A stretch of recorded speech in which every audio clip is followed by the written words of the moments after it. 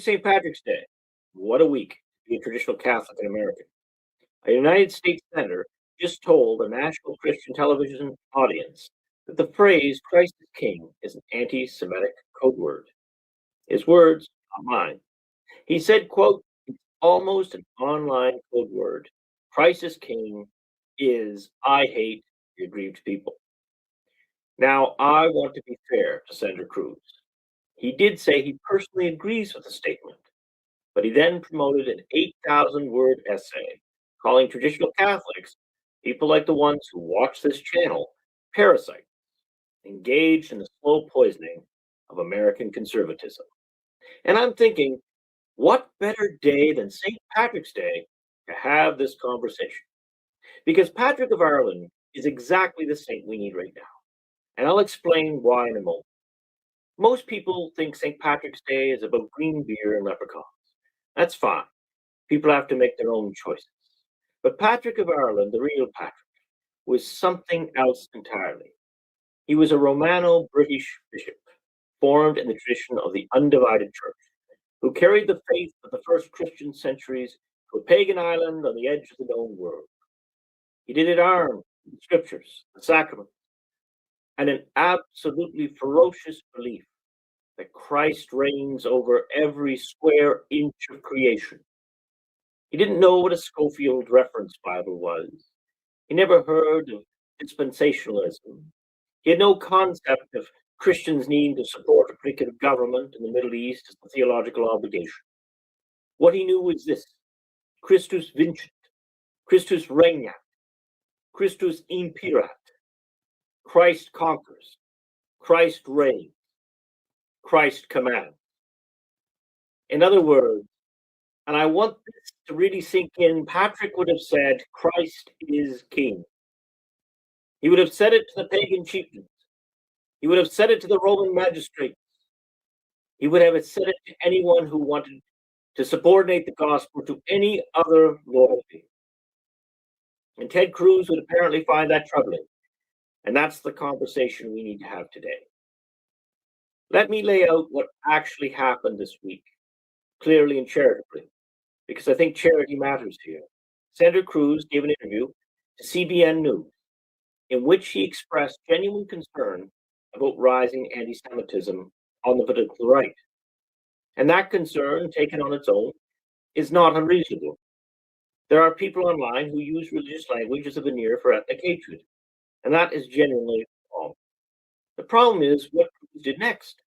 He promoted an essay, over 8,000 words, by an account called Insurrection Barbie, calling traditional Catholics, the SSPX, Catholic Answers, Tucker Carlson, and a sprawling array of Christians parasites, who are dismantling the evangelical foundation of American conservatism. He called it, and I'm quoting it directly, the best and most comprehensive explanation of what we're fighting. What we're fighting.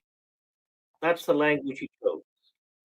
And separately, in a CBN interview, he suggested that Christ is King has become an online code for I hate the Jewish people. Not that some people misuse it, but that the phrase itself has essentially been captured. Don't get me wrong, because I don't think this is malice. I think this is ignorance. Ignorance that a sitting U.S. senator should have corrected before going on camera or before hitting post on his Twitter. Here's what he missed. The essay Cruz promoted frames the entire argument around a single theological premise: that America is at its foundation a Protestant evangelical Zionist coalition, and that Catholics who assert the social kingship of Christ are infiltrating and corrupting that coalition.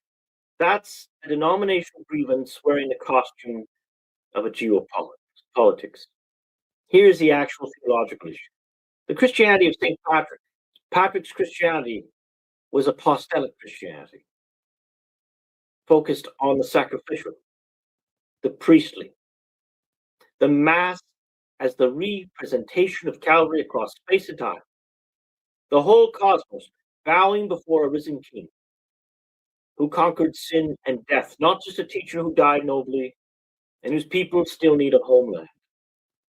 The Christianity Cruz is defending Christian Zionism is approximately 200 years old compared to the 2,000-year-old apostolic Christianity. It traces to John Nelson Darby in the 1830s and was made popular by the Scofield Reference Bible in 1909.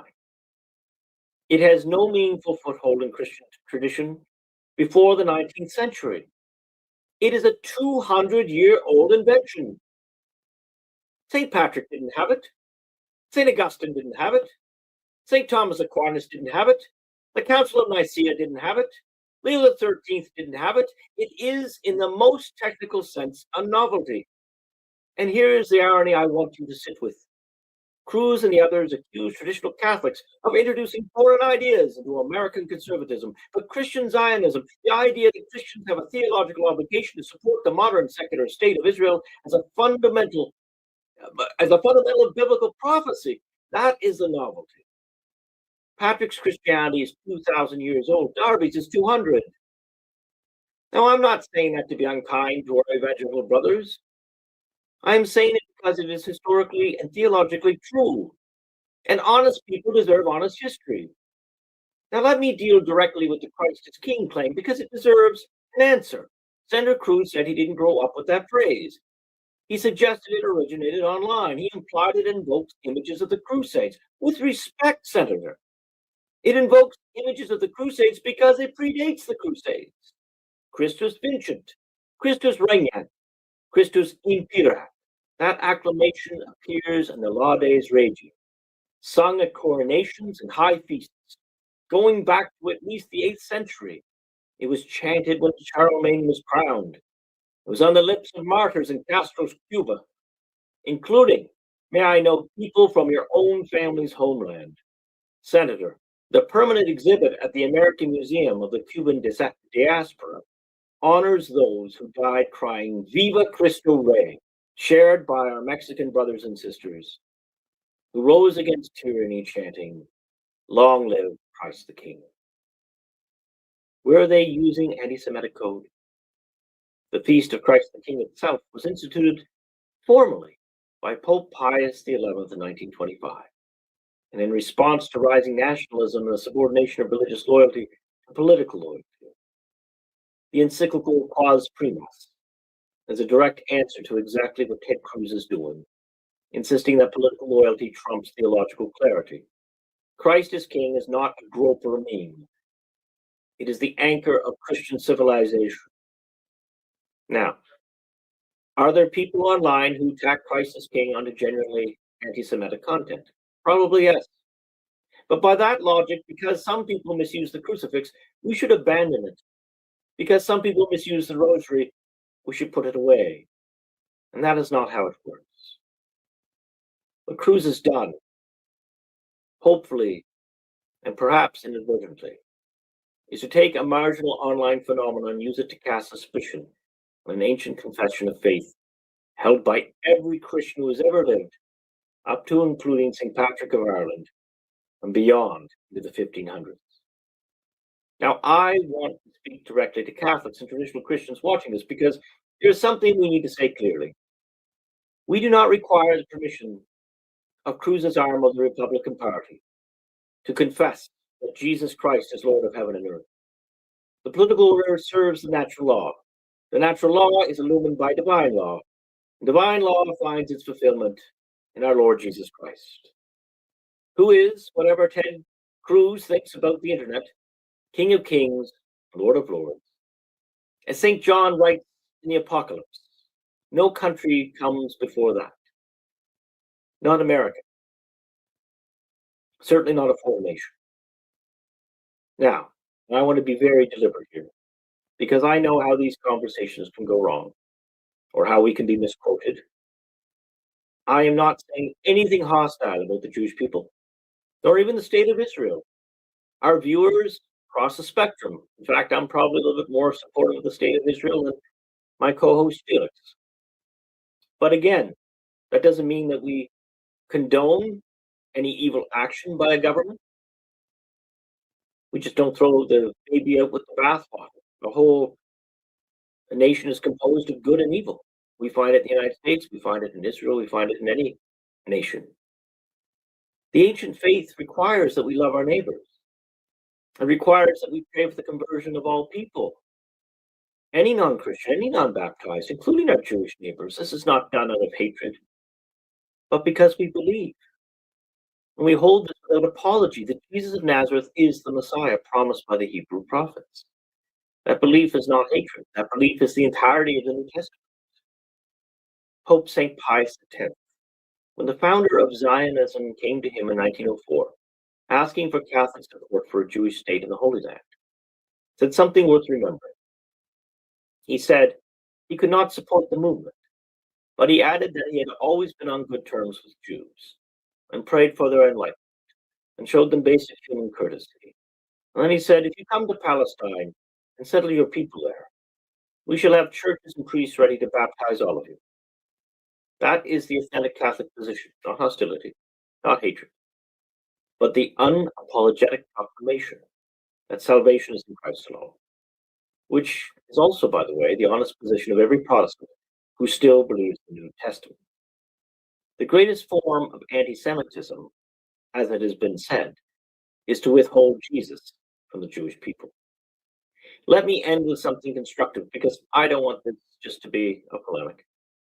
To our evangelical brothers and sisters, including those who disagree with everything I've said today, I want to say this.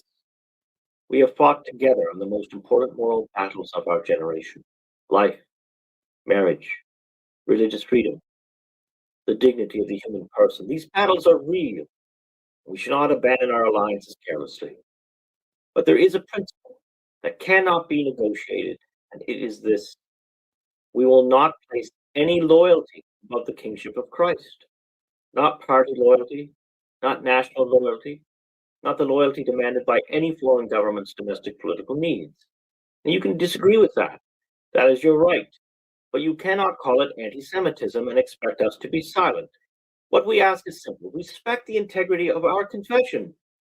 We have 2,000 years of theology behind us, the tradition of Patrick and Augustine and Aquinas and Leo XIII. And when we say Christ is King, we are not encoding a political message. We are stating the first truth of the universe, where we can meet you. We share a common concern for ordered liberty, the natural family, the rule of law, opposition to totalitarianism in all its forms, the defense of the innocent. We are not your enemies. We are, in fact, the oldest Christians in the room. Where we cannot follow you, we cannot agree that any political theology, including a 200-year-old one, supersedes the ancient faith. We will not pretend that Christian Zionism has 2,000 years of tradition behind it when it demonstrably does not. We will not accept the label of parasite for holding the beliefs that Patrick brought to Ireland, that Columba carried to Scotland, that missionaries carried to every corner of the earth. And we will not stop saying Christ is King, not online, not in private, not in church, not before any Senate committee. On this feast of St. Patrick, I want to leave you with this image, that Patrick stood before the High King of Ireland of Tara, on the hill where the Druids had extinguished every fire across the land for their feast of their false god. And Patrick lit the Easter fire. They told him the penalty was death, and he lit it anyway. And that fire, the paschal fire, the fire of the resurrection, is the fire this channel exists to keep burning. It is older than Derby. It is older than Scofield. It is older than every political coalition ever assembled. Christus vincit, Christus regnat, Christus imperat. To our Jewish neighbors, we mean you no harm. We pray for your good. We invite you to the bridegroom's feast. To our evangelical brothers, we hold out our hand. Let's talk. But talk requires that you hear us honestly, not through the lens of a political operation. To Senator Cruz, we respect your office. We do not respect this particular argument. We invite you, as Patrick invited the pagans of Ireland, to something older, truer, and more beautiful than what you are currently defending. And to you watching, Christ is King. He was King before America existed.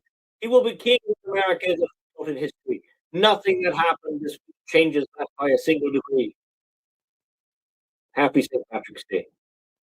Say a prayer for your enemies. Hoist the flag against. And remember, we are not parasites. We are the church. Vive Christus Rex.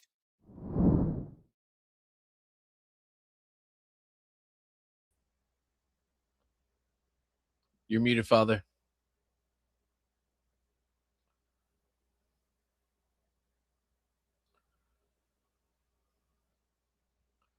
I am muted. Sorry, I just spilt something here. There you So, go. Felix, what were your impressions? Well, my impression, I think you're being very gracious to Israel, if I'm being frank. I mean, like, the thing is, Ted is the puppet, and Israel is the hand. That's how I kind of feel, unfortunately. And like this ancient king as anti-Semitic is not something that popped in Ted Cruz's head. It is fed to him to feed to us.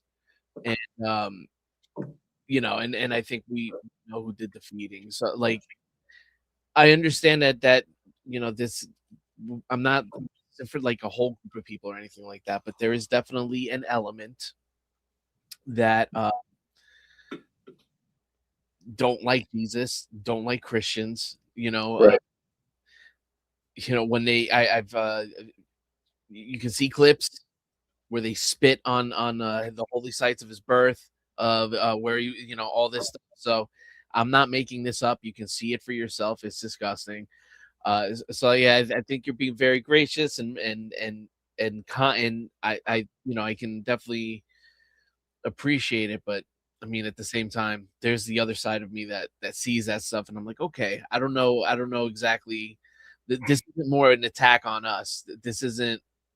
There's a reason why we have to be on the defense for a phrase such as "Christ is King," and for to get the accusation of anti-Semitism. What they say. Each accusation is a confession. I don't know.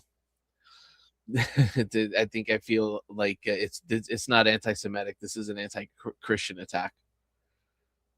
Yeah, I mean, so the way I look, some of you guys follow me on Twitter and Substack, and and it's a fair criticism. Like, I'm trying to work on getting a little better with consistency, and how I do that is I do things in batches, and then I try to schedule stuff. And the reason why I'm mentioning this is because things come like fires to put out and everything, and then I end up with a period of time I just can't get to social media. If I'm Yeah. in a line or stuck at a long red light, maybe I'll have a tweet or this kind of thing. But there are days when I don't look at social media. I come on there one day, and next thing you know, all this blow up with Cruz, and then how do you say Kerry's last name? The one that was kicked off the Religious Freedom Committee. Oh, Pronounce her name? I don't know how to say her name, but anyway, all heck broke loose, sort of, in the Christian world, and with regard to, there's, first of all, I'm of the school of thought. I don't think any of us have a clear picture of what the heck is going on. That the information is filtered, and unfortunately, I wish I could tell you that it was just the left that filters information, but our side does it too. And then, and our side is fragmented, and so basically the coalition that seemed to exist peacefully for some time has a couple of fissures in it. And well, so the true red pill. I cut you off. I'm so sorry. Sorry, no problem. No, I was going to say I think the true red pill is going to be this is the digesting of the red pill. People have taken a red pill. The digesting of the red pills when they realize that the Republicans aren't your friends. Like, again, well, like the whole that a lot of them aren't. But again, this is the problem. What's your alternative? Yeah. So the thing is, like, I think I've said in a previous episode, I said, I want every baptized person to flood every election. I don't care if it's for dog catcher. Yeah. I don't care if it's an 80-year-old granny that says the rosary. Flood every primary, and don't ever say a bad word about your fellow Christian that's in the trench, because the fact of the matter is, we've got to get more active. It's a baptismal duty. I hate to. People like to separate church and state. I know it's a great American tradition, but the reality of it is, every baptized, I don't care if you're evangelical or Presbyterian or Catholic and trad Catholic or Novus Ordo or whatever, we have got to start insisting our lay people run for office, any competent person, because this is ridiculous. And then their pastors hold them to moral account as well, right? There Yeah. has to be, because what's going on right now is we're left without we're left without legitimate choices, and the reality of it Yeah. is too, we select the non-religious people over the religious people, and then we wonder why things go astray for these offices. And so anyway, I don't. To me, I don't really see things in terms of right and left. Now, some of you guys do, and that's fine. That's fair. I'm very anti-left, so I mean, I have my bias, and you may say, "Well, you just said you don't see things in terms of right and left." Right, correct. I see things in terms of Aristotelian frame or postmodern frame. Yeah. So in English, for those of you who aren't into that kind of stuff, basically, is there a reality to be known? Do we seek the real, true, and good? So see, a Yep. Protestant of goodwill, or even a Muslim of goodwill, I can have a conversation with if we truly seek the real, true, and good, as Aristotle and Aquinas understood. But certainly since the last 10 years and the 60s, and you could argue from the Enlightenment, it was started the downhill spiral, but then the 60s was another big bump down the hill, and then the last 10 years, postmoderns are ascendant, mostly because of very poor education in the universities. Right. And this notion that across the West, idiots got the bright idea to encourage everybody to go to university instead of trade school. So now, which was a very stupid idea, because a lot of people who went to university should not have been in university.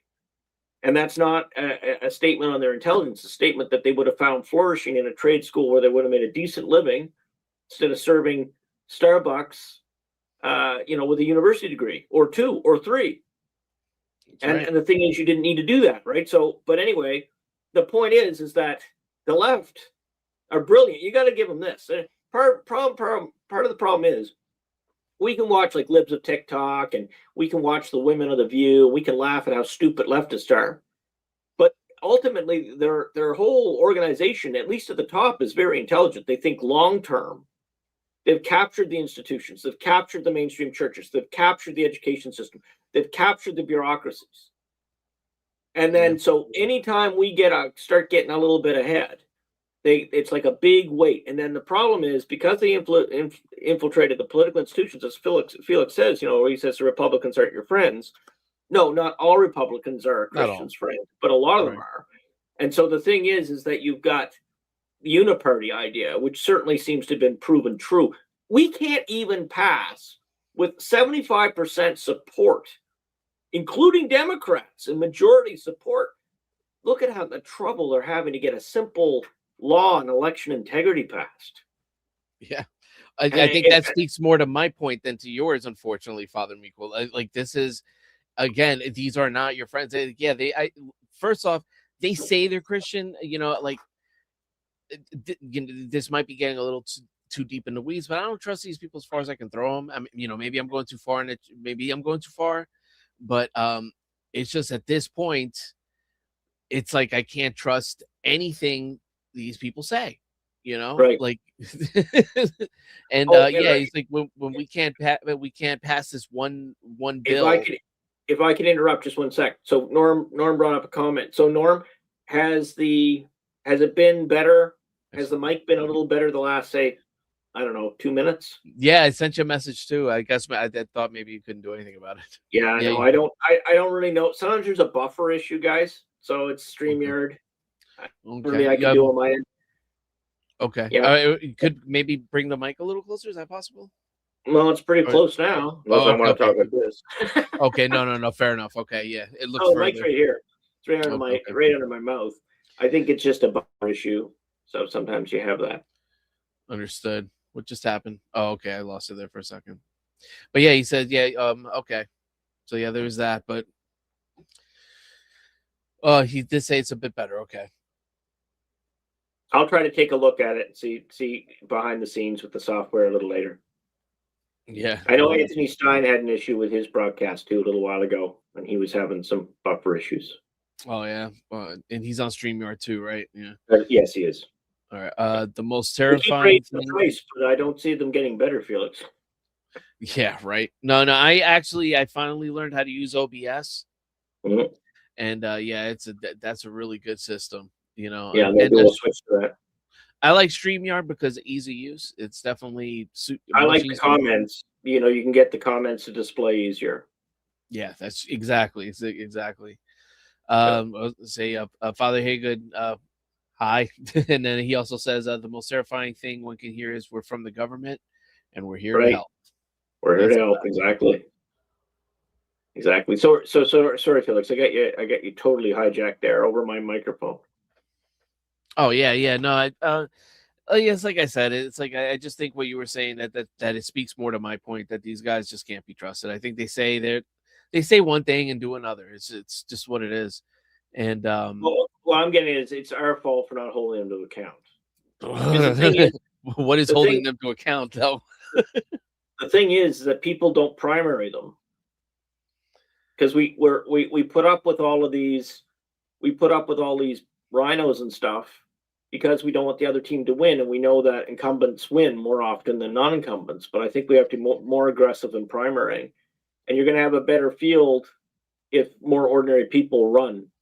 So I mean, I don't really know. I guess unfortunately the system is designed to sort of keep its anointed in place, but there Yeah, well, really has to be a better way that ordinary people can compete with the rich and powerful for these primaries.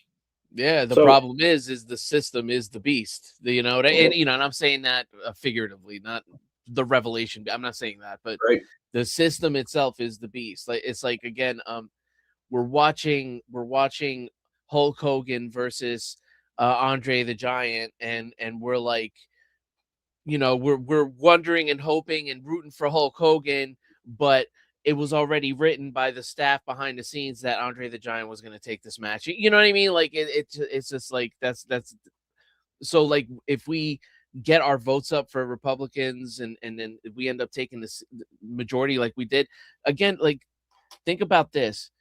Democrats were at 27%, I think, approval when Trump walked in the second time around.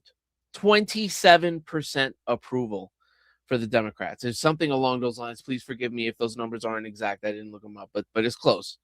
yep. What how do we go from that to now we're probably going to lose and I say we are probably going to lose. The Republicans are probably going to lose the majority in either the Senate or the House or so. It's going to flip again as a result. And like they Well, somehow made the maybe Epstein files about them. I'm not so sure. I mean, I understand that there's a lot of people that are upset, but the Yeah. fact of the matter is, there's a lot more coming down the pike that's going to wake people up in terms of what was done those last elections with foreign interference and the like. And let's face it, the enemies of the U.S. support one party, and that's a party that's it thinks that solving problems is burning the cities down. There's only one party that does that. So I mean, this is it. I'm hoping. I have confidence. I'm saying you don't throw the baby out with the bathwater. Yeah. So in terms of Christian churches, you have to primary these Republicans, and in terms of the other party, they've gone so far left, they're nuts. Like they're just not sustainable. And so you see what happened in New York and Times Square the other day. That's what you get if you vote Democrat. Oh, you're So talking about what happened with the governor and the pipe that homemade shrapnel bomb no, that I was didn't go off. referring to Times Square. What happened in Times Square? It was overrun with Muslims praying.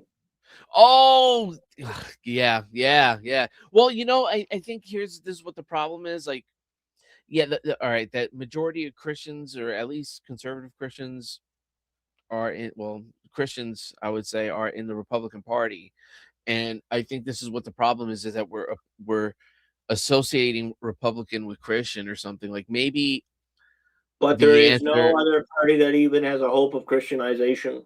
So this is the part. This is the Yeah, problem. Like, that's you where hear we run libertarian, into. and the other thing is that one of the problems Catholics have. Part of the reason why Cruz attacked Catholics, it's just ignorance. He doesn't understand the lay of the land. But it's a very, to his credit, it's a very complicated thing to understand. I mean, I think 90% of active Catholic bishops vote Democrat and promote their people to do the same. Right. So that's I don't understand why anyone politically or anthropologically conservative stays in the Novus Ordo, the synodal church. I don't understand. There's Yeah. no, there's certainly not funding it. And all the grift and foolishness and you just wait. I mean, I haven't seen the video yet. Some of you have, but Anthony Stein did a story on Cardinal Pell, and I saw it came out this morning. I haven't had a chance to watch it, What's the song? but What is it? Can I get a elevator pitch on that? What yeah, the was this? elevator What pitch happened? is that Rome took him out. He was cleaning out. He was cleaning the house. He was cleaning the financial house, and that rumor's been around They for a very long time. But oh, my point is that the institutional Catholic Church is in bed with the globalists, with the leftists, and anybody that tries to clean the house ends up disappearing or under some sort of weird persecution, or they get laicized or defrocked, for those who don't know what laicize is. And then the thing is that they like someone like again, I have my differences with Archbishop Vigano.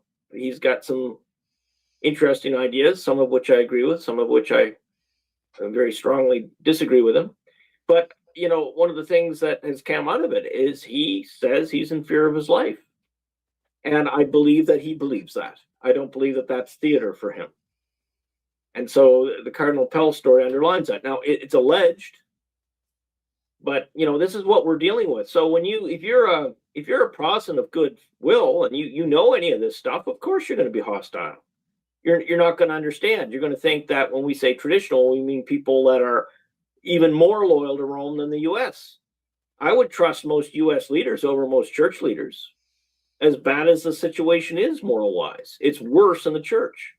wow. And people don't say it, right? They're oh no, it's not. No, it is. These people will sell. I mean, go Google how much Cardinal Wuerl's pension is, and you tell me and you tell me where the money came from, right? I mean, there's you look into what happened with the State Church of China. Follow the dollars. So there's some I mean, we've got a lot of building to do. What I don't like, I get growly at trads when they do civil war against other traditional Catholics. Yeah. And I'm going to be growly at evangelicals right here because they're making of us an unnecessary enemy. Because traditional Catholics, we get irritated with stupidity like what came out of Cruz. But what I'm trying to say to my fellow traditionals is, I think this was out of ignorance. And you have to realize from an evangelical Protestant point of view, the church looks like it's bought out by the globalists and the leftists. That's the optic. And they don't have the context to understand the internal Catholic battle or who their allies are and who they aren't. Now, there's some things we cannot rely on. We do not believe in this third temple business, right? We do not in the way that they do. Same. Right? Yeah. Right? So, I mean, you can't expect us to go along with that. But we're not, how do you say it? We're not getting in their way in a certain sense either, right? We're going to call them. We're going to ask them to justify their actions according to the best interests of the United States, because they are U.S. politicians.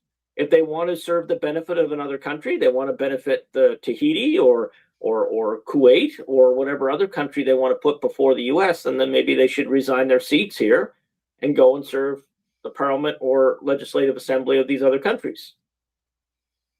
To me, that's just kind of common sense. Yeah, no, I agree. I didn't mean to get on a tangent. I'm just saying. Okay, so you got Nora. I see you got a couple comments there, Felix. So, we were talking. I managed to spill fluid all over the desk here. I was just trying to make sure nobody in the truck blew up, because I thought, what a way to go out with the live stream. Sparks flying and I gotta be honest, I totally got lost in the comment section at the last part of your statement there, but I do have some. All right, let me see. Norm says the statement "Christ is King" can be used as a harsh attack or simply statement of pure, perfect truth and real devotion to Jesus, and both would be acceptable. If it's a harsh attack, then something's wrong. Like, you know what I mean? Like, there's only one way it can be an attack, and that's if there's something evil afoot. I have Jewish friends and Muslim acquaintances. I have never had anybody offended at Christ is King from the standpoint they understand that that's from my tradition. They didn't consider it an attack. But the only group that I've gotten any insult about it is a certain brand of evangelical. So what does that mean? Wow. And they're supposed to believe in Christ. So why is it that the Jew and the Muslim, I mean, they obviously don't agree with us, but they're not personally offended necessarily. Like you almost have to go out of your way to want to Uh, be offended. It's like one of these feminists, right? The ones that are always on the YouTube, they put clips of them just to, for clickbait and stuff. But they'll fight with an ordinary guy, and they're just Karens, like screaming Karens as they call them, right? And they're just totally unreasonable and unhinged, and they're just reinforcing every stereotype of what a lot of men are looking at today. sure. And I kind of disagree though, like at least in this one sense, I think it does offend Jewish people. And again, this ties into what you're saying about Ted Cruz. Ted Cruz right, is not, and this is my disagreement. I'm not speaking out of fact. I mean, I think we're both speculating at this point. yeah, But at least as far as his intention, I think he knows good and well what he's saying. I think these things are given to him to say. You know what I mean? Like Ted, you received the call. You're gonna have a meeting with such and such, and yeah, you're gonna go ahead and announce that this is anti-Semitic. And he's like, okay, all right, the check cleared. Okay, yes, we'll go ahead and do that. I don't think it's a misunderstanding. There's no way. well, okay, so yeah, we do disagree on this in the sense Yeah, that I just think that he's, I, especially when a family used to be Catholic, and yeah, 99.9% chance his family did yeah. somewhere along the line in his ancestry. True. Yeah, So yeah. I think so my that's point the is case. that sometimes ex-Catholics are the ones with the biggest axe to grind, and the Uh, Catholicism that he hates, it isn't Francis or Leo. They I mean, they're a little critical, but they're not like me saying that emphasizing John chapter 1. I mean, Vatican II teaches basically what how it, not what Vatican II so much taught, but how it's evolved is that if yeah, you're of an Abrahamic faith, you don't have to convert. I mean, that's kind of crazy. Yeah. that's the de facto. That's not the de Yeah. jure. That's the de facto, meaning that's not what's in the books. But I mean, let's be fair. Like if we dish it, if I'm teasing evangelicals or I'm insulting evangelicals, I'm gonna if I dish it, I have to take it. So what's the problem with Catholics? Catholics are very bad at having one thing in their books and living another way. And I mean, you could argue that all the baptized are, but I mean, that's something that the church really doesn't seem to be as concerned about it as it should be. So there's Yeah. all kinds of things in the books that the people don't really follow. Every survey after survey, Pew Research does all these surveys about what Catholics actually believe, self-identifying Catholics. Very few of them believe in the actual faith. We're a very small number that actually believe in this stuff. But the Yeah. rest are using it as a make religion prop. Well, So yeah. it gets a little discouraging sometimes. But then, what encourages me is then the people of faith that really take on the path of their baptism with some zeal, and Now, then that's very encouraging. But you know, anyway, there's a bunch of comments I saw, and I'm rambling. okay, no, but if I could, like, all right, this kind of ties into to what you were saying here. Even like, all right, so back into people don't believe the faith anymore because we've been taught not to, and I brought this up before in previous episodes, so I'll be very quick about it. But I attended a Catholic school, Jesuit Yep, Catholic school, right. co-ed, right? Uh, And where they taught us that, and where I went to religion that was taught by a brother, a Marist brother. I just gave away Jesuit brother, Marist brother, and he taught me, that maybe it was metaphorical, the whole story, and it's all symbolic, and myth and legend, and um, and they really leaned on that heavy and kind of allowed that to perpetuate instead of like really fighting for like the trueness of it, which is messed up. That's mhm, messed up. And again, you were talking about the university, all these people going to university. That's the one thing. Thank God I was lucky enough to avoid that trap. But right, people went their whole life hearing you have to go to college. If not, you will fail at life. You know what I mean? Like, and right. Well, that's a my generational thing. I mean, that's what really I was brought up with too.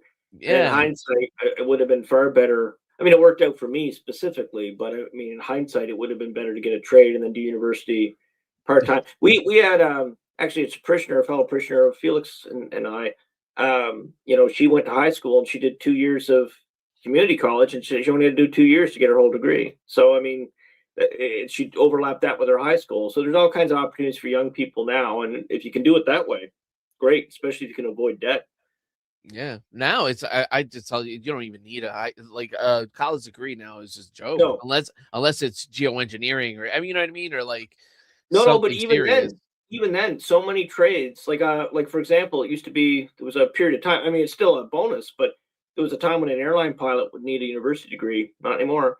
Same way with there's a whole bunch of jobs. Just Yeah. university has shot itself in its foot with its DEI foolishness and its degrees that mean nothing, It'd be like leisure nothing. studies and gender studies. They're garbage degrees. They don't mean anything. So, I mean, if you're going to get something like that, obviously, if you're going to be an engineer or nurse or doctor, then you need to go to university. And for that matter, you want to be a priest, then yeah, you have to get your master's of divinity. But it's you'd probably do better with Jordan Peterson School and a program on the internet than you would be, Yeah. you know, than you would be most universities. I mean, why go into debt for $250,000 or like the Google certificates or stuff like that? You'd be doing better there to get an actual employment if that's the goal. See, that's not the goal for everybody. If you're interested in lifelong learning, then you don't need a degree. You can just read, right? Yeah. Oh, So I think, yeah, I let me would say it depends on on why. And I mean, a degree.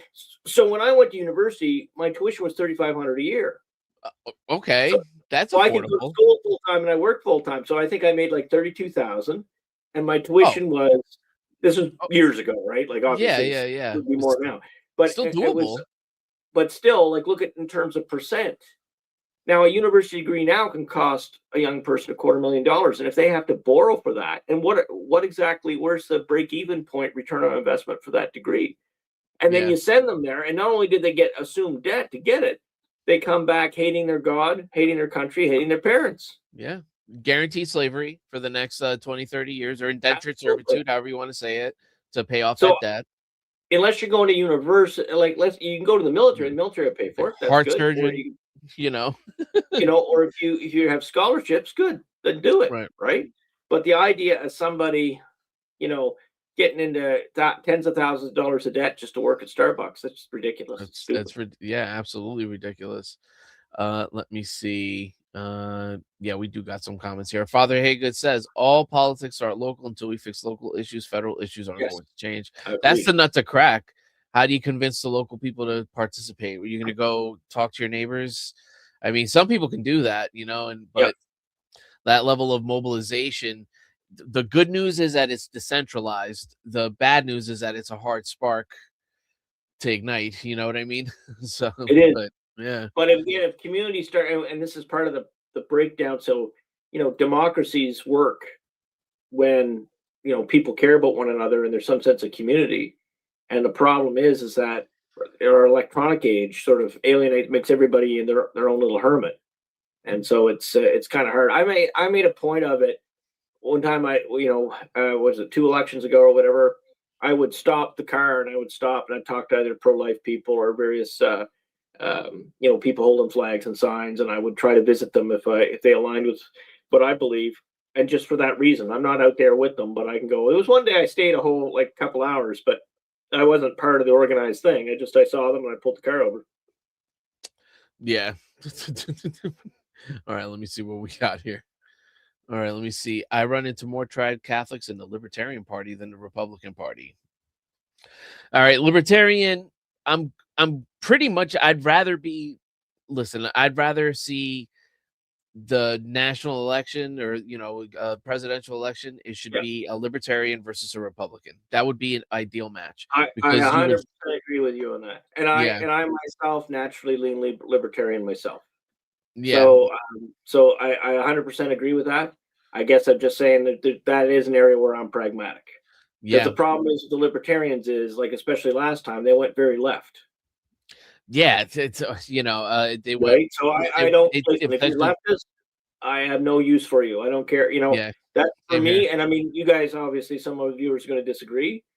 I seethingly, I don't have a word in the English language to tell you how much I despise the left. Not leftists. I love them. I want them to go to heaven. But Yeah, I have that zero ideology. dialogue with me and leftism. And so the weird thing for me is I was always followed the Libertarian Party and that kind of thing when it leaned center or center right. Yeah. But the minute it started going lefty, I'm like, no, Yeah, no. yeah, yeah. They had like a candidate like Dave Smith. Now, Dave Smith dropped the ball. He really missed an opportunity because he was going to be he was pretty much the front runner to be the nominee for the Libertarian Party. And if he would have done Right. it, I don't know if he would have won. It would have been nice, but he absolutely would have been in the conversation a lot heavier and brought some of these ideas out there. I think that is the hope, is to replace the Democrat Party with with like a Oh, that would libertarian be party. wonderful. Yeah, actually, I mean, Felix, that's that might be a pie in real the game sky. changer. That might Yeah, be a real game changer. Like, actually, let the left right battle happen in the Libertarian Party, and then it faces the Republicans or something. That would yeah. be interesting. I'm not a political expert, so really, I mean, maybe I shouldn't be talking about this stuff at all because all I know is I don't like leftists. I don't like. I mean, Well, I want leftists to go to heaven, but I don't like leftism. I think we kind of missed that opportunity to do that because again, we took the Democrats' 27% approval rating and gave them a boost. I mean, like if anything, that would have been the time to strike and really try to flip some Democrats over to the libertarian side at the very least, because they're not going to want to go with Well, the Republican side probably. I mean, it's But where you and I may be differ in how we read the room. I really yeah. don't think. I really think a lot of well, maybe it's more generational based. The Democrats have gone so left that where's a normal Democrat go? Well, look at someone like To the Pence, right. right? Well, yeah, I was a normal Democrat. I came to the Yeah, right. Yeah, like I despise the Republican Party, but I that ended up whole having walk to vote away for them. movement. Yeah, that was me. That was me. Ever since when Hillary robbed Bernie Sanders, and again, this is only for the new Oh, and people who are she did. hearing this. No, and that's true. I mean, who would ever Yeah, thought that I'd I was a defend Bernie Sanders? But you're absolutely right. robbed them blind. I was a ginormous Bernie bro. I was ready to vote for him, and let me tell you something. If he would have gotten the nomination, thankfully it didn't happen, but he had a chance of beating Trump. He Maybe, had an yeah, honest to goodness chance of beating Trump, whether you like the guy or not. Hillary hijacked it, and it was a false majority. You understand what I'm saying? So, right. and then that came to fruition at the election. Yeah, it's true. Bernie beat her handily, single handedly, and she had to go behind the scenes and do some like Shakespearean backstabbing, you know what I mean, to get that position. And Yeah, there's definitely a movie or two out of that. But anyway, yeah. let's get back to poor Norm because sorry, we got sucked into Oh no, this is come on, this is the meat. This is yeah. great. No, but I understand. Norm says, I would love to hear a sincere discussion debate on this topic. Do you agree with the terms replacement theory? I'm not even clear about terms like dispensationalism. Okay, so for those who don't know what Norm's referring to, so one of the allegations is that okay, dispensationalism typically refers to this notion of that that basically the original covenant was never revoked when the shroud was tore, and so there's a number of iterations of understanding of that, like from say John Paul II Catholic on, they would have a Right. different view of it. Certain evangelicals have different views of it. Then there's this notion of replacement theory, which is sometimes they say, oh well, you say that you know Catholics and Christians say that they're just going to replace the Jews, that that God has no use for them anymore, all this kind of stuff. And that's not what most Christians believe, who are still not Scofield Christians, right? Or Scofield, whatever the Scofield religion is.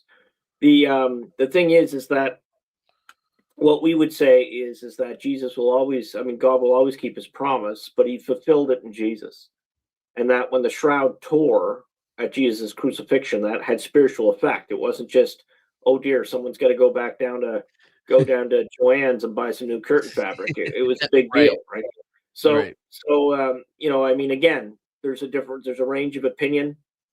I always refer people to early Christians, right? Because a lot of them were Jews, right? A good, I mean, jeepers, I don't know what the percentage, but it's got to be about half and half or more. because that would be of the Jewish faith and see the fulfillment in Jesus. So obviously they didn't hate. So the problem is like with like here's the problem with like Judaism is a theology, Judaism is a people, Judaism is a like a nation. Judaism is a culture. Ethnicity, And it's a so race, it's right, like everything, right? It's all right. encompassing. So here's part of the problem is that you got to sort of get people to define what you're talking about. And what I find, you know what it's like? It's like when you're talking and a feminist is in the room, and I'm having a private conversation with Felix, say, but the feminist overhears, and she jumps in there and she doesn't even know the whole thing, and she's freaking out that we hate women or something like that. And it's like, what are you talking about? We don't hate women, but they'll take things like in isolation, and it's kind of like they deliberately misinterpret what you do for outrage. And this is it. Like I never understood why do certain Jewish lobby groups say that trad Catholics are hate groups? What, because our theology is a little different? Right? Like, I mean, Right. I don't get this. Like, it's not like I know of any trad Catholics. I mean, there's some on the internet, I guess, but I don't personally know any trad Catholics who would hate a Jewish person for being Jewish. Yeah, I don't know any. I'm it's not saying there aren't any. I'm just saying I don't know any. right, And right. I just find the idea of different lobby groups labeling all the people like me that hold my religion, that we all hate them, to be very bigoted and prejudicial themselves. They're projecting their racism on me, Yeah, yeah. right? I think that's the irony of it. Is again, it's like they're. I feel like You might, we're being attacked as like they're doing actually as they're attacking us for doing what they're doing. Like they're trying to flip it on us. Like this is my it's tent's really big, Felix. Like, as long as you seek the real, true, and good, we can agree to disagree. Like, yeah. you could be a rabbi and be my friend and say I don't accept Christ's divinity, and you can still be my friend if you're respectful and I'm respectful to you. Then what's the difference? Like, I mean, there's a difference. I am bound by my faith that I have to introduce that rabbi to our Lord, Mhm. but our Lord would never say hate them. And Um, and and and also, I mean, it's like I said earlier in the little monologue in the beginning, like the most anti-Semitic thing a Christian could do is not talk about how we understand our Lord. So, yeah. because we desire their salvation. Now they Now, could answer. I have a friend. Okay, he's a descendant of Aaron, and whoa. he says to me that he understands his faith as a religion of bloodline in place, that he has no freedom to convert. That's his particular interpretation. So it'd be different than Norm's experience. That he has no freedom to convert. And he and I get along fine. We just agree to disagree and stuff. There's no reason. Like, ultimately, God is going to arbitrate this stuff, right? So why Yeah. would you hate? Like, he doesn't hate me for having to. He knows I'm bound by my baptism to explain the gospel, and then he can say, "Nope, I already know the story, and I'm not free to accept it, and that's my choice." Well, I'm not going to nag him and be disrespectful to him once he's indicated. But he didn't get upset at me spreading the gospel because he understands. He says, "Yeah, Christians reproduce by evangelization." He says, "Well, Jewish people don't do that. We're a religion of bloodline in place." Yeah, it's actually from the mother's side is how it gets established in the Jewish tradition. But I'm going to play devil's advocate here because this is what and I partially believe this. If I'm being honest here, it's not the problem that you hate them, and that's not the issue. Again, the problem is in all reality, and I'm talking about Zionists, if just to be Yeah, clear, Zionist Jews. All right, like these are the type again that will spit on the grave, the resurrection site and spit on the church. It's not that you hate them. The problem is that they hate us. They hate us. And but we again, need to come not to terms with that. everybody does. Like, this is the No, no, I'm problem. talking about Zionists. I'm talking about Well, Zionists. but I'm gonna be even really clear. I don't. When you say Zionist Jews, every, when you say every, you see what I'm every yeah, saying? yeah, yeah. That's very You loaded. can't Fair say enough. Fair enough. every. I would say 90%. I would even Well, but no, how no. many do you know, Felix, Fair personally? enough, fair enough. I am making a blanket aside. See, I'm remember, making a remember, the speculation. powers that be want us all hating one another, right?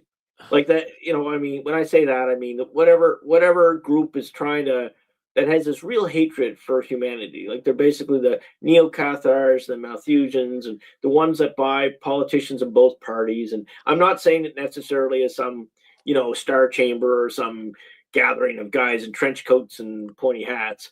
Well, let me But they're define my terms a little better then. Let me do so maybe you can help me. just Maybe I'm say defining my terms just say a lot of incorrectly. the noisy ones are apparently hate people like poor No. Felix. No, no, yeah, right. No, what I'm talking But about Felix is is like so lovable in person. No one, even a Zionist, wouldn't hate you. no, yeah, I know. Like, but maybe Zionist isn't the right one. But let me put it this way: maybe like the Jews that follow the Talmud, where the Talmud says that our Lord is burning in hell, and so like again, I don't know. Again, they hate So us, I they don't hate know. our Maybe Lord. Norm has some perspective for us here. Like, how I've read, for example, the encyclopedic reference about our Lord in Encyclopedia Judaica. I don't understand the subgroups of Judaism well enough to because all the ones that I have interacted with have been very friendly. So Yeah, I've never had a bad experience or interaction with a Jewish person. What I have had is I've seen some nasty people online, and I've seen some nasty people. Well, it's all online, like on different shows. I have never encountered myself personally anybody that was, the differences seem to be left and right in that context versus religious. yeah, So, so I don't know. I mean, so maybe Norm can weigh in on this, but I mean, how much like is there a segment that so I heard okay so in university I heard that certain groups of Judaism prefer Protestants over Catholics because they consider Catholics more idolatrous or something to that effect, mostly because we understand the fulfillment of the temple differently, and at least Protestants, they follow a synagogue model more. So I have heard that, but I never actually encountered someone that wanted to talk to me about it. So I don't know if maybe Norm has anything to weigh in because he knows more about this stuff than we do. But I will say, I have not personally had a run in or a bad experience. I have a friend who's very gung ho. We're in the state of Israel, and we almost all do everything at all costs. But he again, it's not like he's demanding.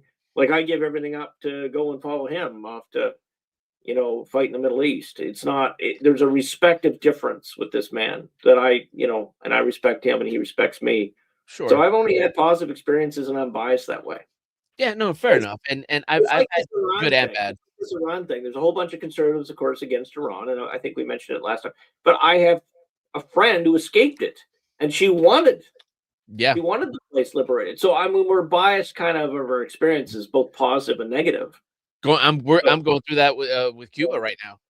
Because Mm, Cuba right now is they're like again, this is me kind of giving Trump a little bit of credit here, and this is a hope because I hope this doesn't backfire tremendously on the Cuban people. right. But I think he went in and he's like, you know what, we're gonna starve these commies out, and um I Now think you it's have working. people in your extended social circle that would disagree with you on this, wouldn't they? Yes, I have, and now I believe the family that I have in Cuba, they're not allowed to say it, and so I'm speculating on their behalf, Right. but I believe that my family down there would greet them as liberators, like, like how it was in Right. Iraq, and so would plenty of others, like, See, if that's there's what I say about conservative Canadians, but then I got other people yeah, mad at me. yeah, no, for They sure. want Now to be liberated. Free that is a Alberta. Yeah, that's a communist dictatorship, and again, like I've talked to people there who was they can't be Catholic, they can't pray, they can't, Yeah. like I think the churches there's a limited number of churches there, and they're more than likely state run. So like if you go in there for a confession, you might be getting recorded. There's stuff like that going on. Right. Um, so if you go in there and confess, they'll be like, "Oh, I think I attended a political event for the revolution to overthrow the communists." Like you'll probably be in jail the next day. Right. You know. So Well, it's going to go that way. I mean, I know people think I'm being hyperbolic, and I will admit I can be theatrical and hyperbolic at times, but I do think Canada might be going through a very dark spot. Way off topic for today, but they're passing some laws that are going to limit the information to their people, and everybody seems to be sleepwalking with this, and no one's correct. really cleaning it up. So, I mean, when it's something to the effect that a cabinet minister can determine what is fake news and stuff. So, I mean, they can. Who's stopping them from saying anything critical of the government is fake news? Yeah. Yeah. Now, as far as replacement theater a theory, do you believe in it? Me? Yeah. Do you believe it's a thing? No, one of the best ways I heard it explained was Father Calvin Robinson. He was, at our gala, and he brought this up, but he just says it's not replacement. It's invitation. It's It's like it's saturation, oversaturation. it's fulfillment, right? Like so no, I don't think anybody thinks that Christians are meant to replace. I mean, like individual. No, no. It's not. It's like think of it like a new chapter, basically, that you're invited to. And I guess there's Wait, going to always be groups that are am I lost here? Because replacement theory, I took it as that they're letting they're trying to stop white people from breeding or having kids. well, no, Okay, no, all right. no, Okay. Norm, I'm like, what are we talking about here? I No, think no, that's what he was talking we're about when he both said right. replacement. We're both right. Okay. Different contexts. So yes, there is a replacement theory that basically that we're being replaced by non-Northern European Right. immigrants, right? That's a theory out there. Now, see, we're going to get a flag on the context thing on the bottom of the YouTube thing. That's fine, but no, it's a theory. There's data points in favor of it. Is it proven? No, but I mean, in some countries, it looks like you'd be looking at it saying, well, what else could it be? Strong evidence. Right, but I mean, that's not. I don't think that's what Norm meant when he referred to it. I think he was Fair talking enough. about Yeah. the theological theory, not I the agree with you. not the Okay. migration theory. I So agree that's the with you. problem. We Looking at the use the same context. terms for different Yeah. things, right? Like Yeah, no, sterilization means something very different when you're talking about dental instruments, so the dentist can operate on somebody without infection. It means something very different than when you're taking a child to a clinic or something, right? So right. yeah, context. No, fair enough. All right, so let's see what true conservatives, Catholic or Protestant, have more in common than any woke leftists who go by any religious name or denomination. Oh, that is so true. Yeah, who said That that? is, I didn't. Is that Norm? yeah, that was Norm. Yeah, it's like Yeah. because if you get like 20 woke leftists in a room, Yeah. you're gonna get 20 different opinions in a way, or like 20 different lifestyles, 20 different pop culture things. And there may be like a couple of other angles where they intersect, but Right. I don't know. Yeah, I feel I don't think you get too many conservatives or non-leftists. I prefer to say non-left because then that includes libertarians. You don't True. see too many non-leftists rooting for Iran, right? Like so even if they didn't agree with going in there, it's not like they're rooting for the bad guy. Right. They're Right. just saying, I don't think we should have went in. That's a very different thing than saying, that you're hoping that your enemy wins. Yeah, So that's true. That's true. Now let me see. Father Hago says, "This is why I market garden. I have a PhD in history, and finding a history professor job is difficult at." Oh, this is why. Okay, I get it. Yeah. Yeah, I can bet. But you know what? You're better off, honestly. yeah, you probably are. My Yeah. dad. I got to tell you a funny story just about that point with Felix had the father there. Is that when I was leaving the military, I had to decide, well, what's going to be my next career when I was going to retire. And I retired at 39, I guess. So what happened is that I was thinking, well, maybe I'll teach like my father did. And so I was bouncing the idea off him, and he says to me, "Please don't do that." He said, "Don't get me wrong, you'd be a wonderful teacher and you'd be so great with your students." He said, "But the way things are going," he said, "you wouldn't survive 2 weeks in the staff room. You'd end up like either going to jail for trying to strangle somebody or vice versa, right?" So, Yeah. he just said that the culture of it. He read the winds pretty well, and he just said there wasn't really any place for me culturally with public education. And he's right. So I saw that, to tie this movie, there's this movie I saw called Sing Street, right? And it takes place, I believe, in Ireland in the 80s. Oh yeah, And the main character he was taken out of a special private school and he had to go to the Catholic school. right. And part of I won't go too hardcore into it, but the kid becomes part of like this 80s pop band that he created with his friends or whatever, and then he starts going all flock of seagulls and makeup and trying to get that 80s pop star look. And the priest yanks him in. He goes, "Oh, what a fine boy! You need to clean your face off, whatever." And then he goes, "No, I don't think I will. Thank you." And then he gets up to walk away, and he walks out the room, and then you just see the priest come up behind him, just grab him, and just drag him into the bathroom, and like kind of dunks his head, like almost after Right. the kid. He's like, "You're gonna wipe this makeup off," and I'm like, we kind of need that. And this was painted in a negative light, and so I get it, but I'm like, we kind of need that now, where the priest would get in your face when you were disrespectful. You didn't I had somebody actually angry at me. Well, not overly angry at me, disappointed in me. It was like a teenager. I don't know if they were half teasing me or whether it was real, but a combination. They were mad at me. I didn't haul off and whack them. There's a little slap on the cheek to make them a soldier of Christ, and I just Oh, whack the slap, right? But yeah, it's like they're, I was getting ready for the big whack, and it was, yeah, put some stank on it, Father. yeah, no, we're not going to do that. Yeah, you're Yeah. not gonna wind But he up with told me to. But he told me to. That famous last words as I go to jail. Yeah, right. Amen. I agree with that. Right. Hazing. I don't know. Hazing got kind of a bad rap, because Right. we heard too many of the worst cases of hazing. Because there, Yeah. 100% people can go too far, but it kind of ruined the tradition in the military. And We, it, after our first solo flight, we got thrown in something called Zeke's Creek, and it was a stinky, muddy. It was just like a swamp. It's yeah, just fun. I mean, you had to do your laundry obviously because you were it's smelling just like yeah, something unholy. But it's a rite of yeah, they passage just though. Everyone tossed us does in. It it, was a rite of passage. Sure. and it's fun. Yeah, fun. There's something it's a bonding moment. It's a bonding moment that brings you in, and Yep. unfortunately, even when I went in, full disclosure, I got kicked out of the military because I was spoiled brat. I regret it and I'm ashamed of it sincerely. Well, This on was the over plus side, 25 it years does ago. take talent to get kicked out. That's right.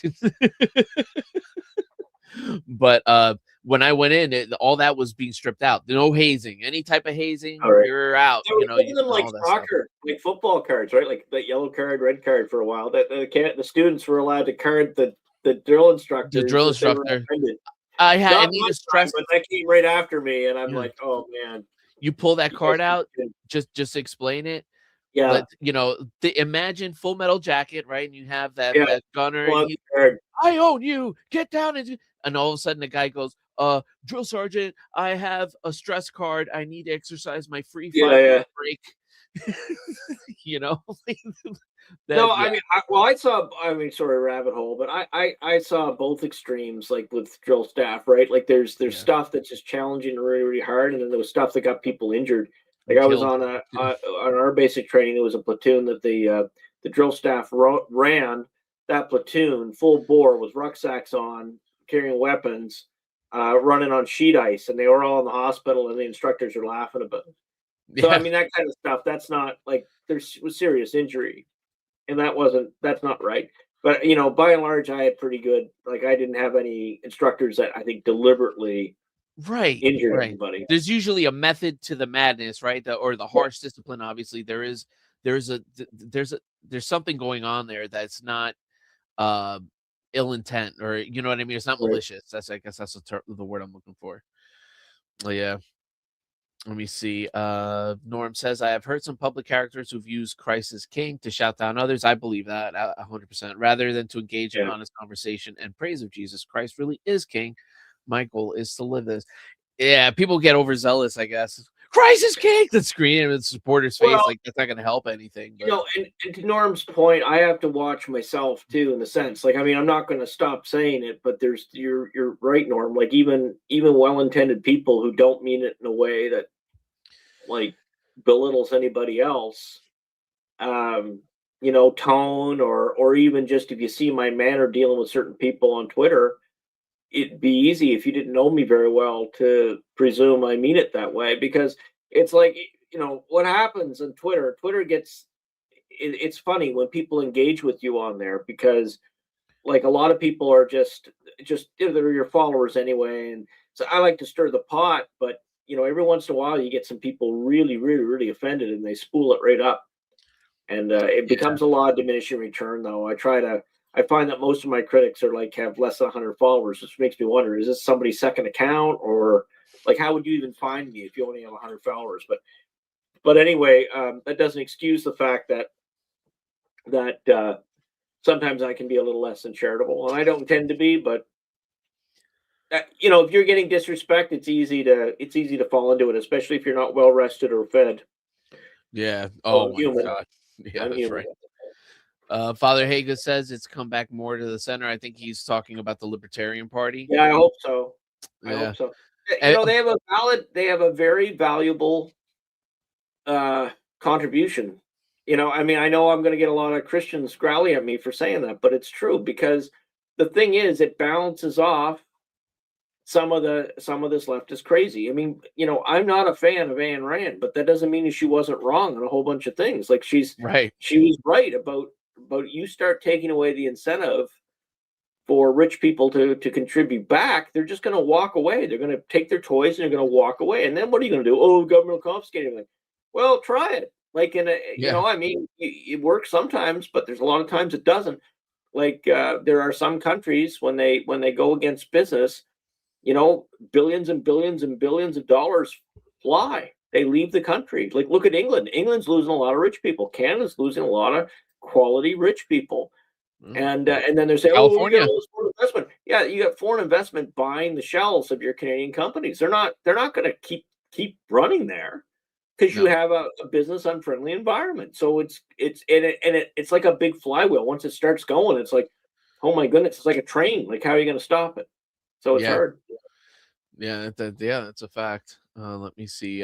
Norm says, to steal a phrase Oh from one yeah. of our friends who often Oh, writes here, "Go if team." Neil's Oh, still with us, there you go. Norm's echoing, go team. it's Exactly. probably going hardcore St. Patty's Day.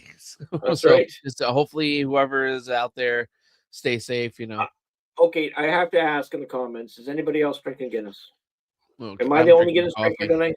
We Yeah. don't have a huge group tonight. I would have thought that this topic field was going to have us like, I think the highest we ever got, what was it, 45 or 50 when we were live? We've got over 1,000 views, like an after stream Yeah. for one or two episodes, but most of them are like, 70, 80. It's not a big audience, but live typically goes, 4 to 10. And then, but there was one day we had something like 45 or 50. I remember it went right up. That was awesome. And yeah, and I then the just algorithm was almost like, deleted one of those just because I thought, well, it was the this topic was was it. timeless. Yeah, this was it. Yeah, no, the algorithm was like, what does Felix think about Israel? No, no, no. We're gonna have to, Right, right. let's Yeah. let's Well, you would have let's thought taper YouTube that would off. want to poor Senator Cruz. Yeah, yeah, right. I don't know. Sometimes I get it wrong. All right, man. We'll see. All right. Norm says there is a mixture. Is that I've heard some Jews at times get mad about Christians and may react with an angry comment, but that can change to understanding in response to anything else. All right. So first off, I gotta say, when I'm talking about this, is when I say every, yeah, I think you're 100% right. I need to watch that word, but I will say, like, everyone, maybe every one of them in power of the elite class, the they're not saying an angry comment out of a reaction. Again, like, I think this stuff is deeply rooted. I think that there is actually, not even I think, you can kind of see this if you go by their own readings, that they don't like us. And I just don't know how big these particular groups are. Like Felix, there's some Sede Vacanas that wouldn't like you. There's some Sede Vacanas that would love you. There's not like, I yeah, mean, there's a group that's a group of Catholics that are very devout, that share a slightly different view than you do. And what I'm saying is, on Twitter, though, the ones that would interact with you would be hostile, but that Yeah. doesn't speak for the whole group. I agree Now, with there's that. Yeah, I agree so with I actually, Norm, do disagree you with that. know this guy? Because I think he lives out your way. Well, not that you're going to know him personally, but I'm just saying, like that. I think he moved out there. He moved from Montreal. His real name is David. I can't remember what David's last name is, but he goes by the screen handle Viva Fry. He's a Canadian Oh, lawyer who I know Florida. Viva Fry. Crazy Yeah. hair. Yeah. Yeah, I know him. Yeah. I Well, I love know that. of him. Yeah, no, I Yeah. mean he's on with Burns. He's on with Burns and Scott Adams had a falling out, so I don't know really much about Burns, but it's a Right. fellow lawyer. But I love listening to him. He's entertaining. He's smart. He's got a sharp legal mind. And I often wondered, as a educated Jewish man from Canada, what would he make out of traditional Catholics like us? I don't know. I'd love to meet him sometime. He's a very interesting and smart man. Yeah. Yeah, I'm a fan. No, of course, but this goes beyond that. Again, I'm talking about the elite. I'm talking about lizard people, Father Miko. I'm talking about the lizard people at the tip top who I keep thinking of Hecklefish, on the Y files about lizard people. yeah, but Or Hillary. I'm being half metaphoric here. What's the poly market odds? You check on the internet for me. What's the poly market odds that Hillary's a lizard person? Yeah, that's easily Yeah. 98%. I could just see that right now. That's 98% easily. I'm sorry. I mean, no offense. I do not, and I am not on suicide watch. Oh, yeah. No. We love our life. We can swim. All right, I lost the plot, Norm. Poor Yeah. Norm. Norm was going to say, "I'm going to go to bed now." These guys are off the wagon. Yeah, but it's like, all right, it's like the same way if you saw Hillary Clinton and Marina Abramovich at a spirit cooking event, you're not gonna, as nice as they are to you and as polite as they are to you, you're not gonna find any common ground. And No, not like likely. they are not a friend, as nice and kind as they are. And I think unfortunately, like there is a section of that we need to start.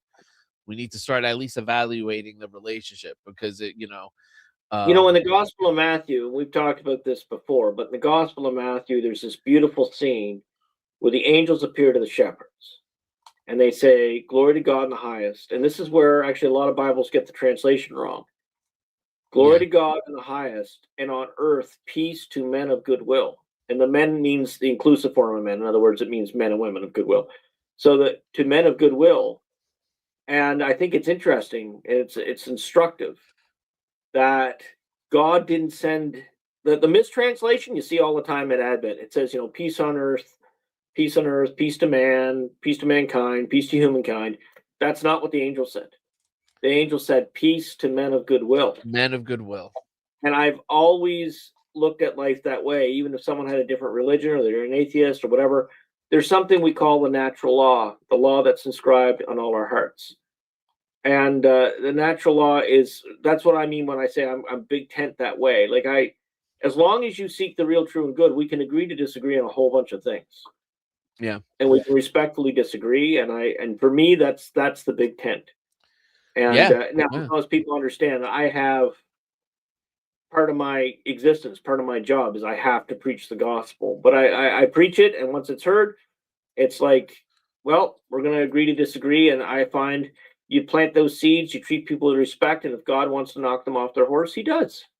Now, should we be political allies, like in that? I mean, I guess maybe to some degree, yeah, but like this is where it gets really dicey, because we're not. There's like a massive disagreement as far as like who Jesus was. You know what I mean? And but what does that matter? Lead to? What does that matter in most of the cases of voting? So I'll tell you, I have had a sort of a setback in how I viewed practical Judaism in this respect. Sure. I used to be a big Dennis Prager fan because, again, I thought he was very wise, and he had some good takes. He had some good takes. Yeah, absolutely. And he is. He's still a very intelligent man. Absolutely. Right. And I think he's going through some health issues, but that's too bad. But again, I don't dislike him per se, but I guess I lost a lot of admiration when he went on Matt Fradd's show and he basically defended certain kinds of moral behavior that I think that even the natural law, like even if you were a Stoic, you would disagree with. You would say that that's immoral. And Dennis is kind of like, oh, well, I have no problem with that. And I'm like, Yeah. oh my goodness. So if you guys want to know about all that, just look up Dennis Prager and Matt Fradd on Pints with Aquinas and watch the episode. But it's like that, I had a real shift. And then again, I used to be a fan of Ben Shapiro. I thought, man, what a great debater, what a smart young man. And then the same thing, like what happened is how he would attack people that just didn't disagree with where our priorities should be. And Yes. the viciousness. It's not like, dude, you can disagree. Yes. You don't have to hate me just because I think we should have a balanced budget before we help your favorite country outside of the U.S. Yeah, well, I think my argument here is that Shapiro's more the norm than the exception, unfortunately. Well, I don't know that, but I hope you're wrong. I don't know it either. I don't know it either. I hope you're wrong. I hope I'm wrong. I do hope I'm wrong, but unfortunately, I just don't think I am. You know what, Felix? That comment reminds me of this cartoon that once said, like it said, like mom makes sibling apologize to sibling. Yeah. Apologize to your brother. I'm sorry, you're an idiot. I'm sorry, you're an idiot. Sorry. Yeah. No, but I don't believe. No, I do hope I'm wrong. It's just everything that I've seen has been pointing to the contrary. That's it's fair. It's fair. Yeah. I do tend to see things with the rose-colored glasses, Felix. I will admit. That's why I have friends like you and Norm to get me straight. Once a year, you can tell me. That's why I have friends like you. So this way, I'm not a depressed. Yeah. You keep balancing, right? I need the light. Yeah, I need the light. Yeah. Let me see. Okay, I said that. Personally, I've always felt, even as a young Jewish adolescent, a soft spot for Jesus, and even had inspiring dreams of him on the cross in my later teens. Oh, okay. So I got a story for you, Norm. You're gonna love it. So I was at some sort of I'm gonna get trad hate mail now, but I'm gonna tell you this anyway. Public confession. So what happened was I try to maintain good relations with the Novus Ordo where I can. Sure. I know it's like Sisyphus with the rock. I know. And every time I raise out my hand or I get proven wrong when I got what I kind of deserved, but I got invited to this interfaith thing. And I'm like, oh my goodness. I mean, you might as well just run poor Mikkel over with the truck a couple times, right? But again, like when I say I'm Big Tent on an individual basis. I don't like to go to a gathering with a bunch of different religions represented. And it's my first and last time of ever doing it. Okay. But anyway, I decided because things were sort of sensitive in the community and that I wanted to show that I was not hostile to everybody, that I would go to this thing. So I went. And there was a Catholic deacon, like a mainstream synodal church, Catholic deacon, Catholic priest. There was a Baptist minister. There was a Presbyterian. There was a Jewish rabbi who must have been on the Reform side. Who else? The imam didn't show up. And who else? But anyway, you get the idea. This gathering. You're right. Baptist gets up, talks about anything else other than the gospel or Jesus. The Catholic gets up, talks about anything else besides. There was no faith content what the priest said, no faith content what the deacon said, or just very generic, be kind to people, this kind of stuff. The rabbi gets up. This is talk about surreal. This is surreal, and it speaks to Norm's point. The rabbi gets up, and all he does is speak about Jesus. And I'm like, what Twilight Zone am I in here? This didn't make any sense to me.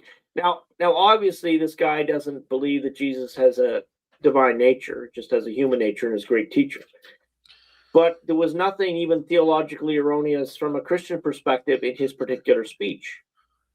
And it will always strike me as the weirdest thing that Christians seem to be, postmodern Christians are very embarrassed with the divine Jesus. They're ashamed of a divine Jesus. There is a flaw in their understanding of the incarnation. And I just found it so interesting. And so I sort of saw why God had me there, or I think he sort of nudged me there. even though I was sort of almost kicking and screaming to the last end going into this place. And at least I was relieved enough to know I'll never go back, right? But yeah, that's the experience I had. So it's kind of what Norm had a positive experience, and Yeah. so did this guy, obviously. And there was Yeah. nothing insincere about what he said, and I just thought it was weird that you go to a Christian church for an interfaith, and the only time you hear the holy name is from the Jewish rabbi. Yeah, yeah, yeah. And like I'm from Jersey, from Jersey City, pretty much New Jersey. So I actually grew up around tons of Jewish people, a lot of Muslim people, Indian, um, Puerto Rican, Black, like you name it. It was kind of a ethnic rainbow out there, Right. but it was and again, it was good and bad of everything, but when I'm talking about this is where it gets really dicey, because I am talking about the lizard people at the top, at the very top, Right. of the Illuminati pyramid. I know I'm using insane imagery on purpose, but just so you understand what I'm talking about. Sure. And these are the people that, like, again, own Pornhub and like push the slop on us, and they'll There are certain industries that are dominated by certain groups over the centuries, for sure, mhm, and also, and even that goes for the Irish and the Italians and everything too, right? So I mean, of it course. depends on the different.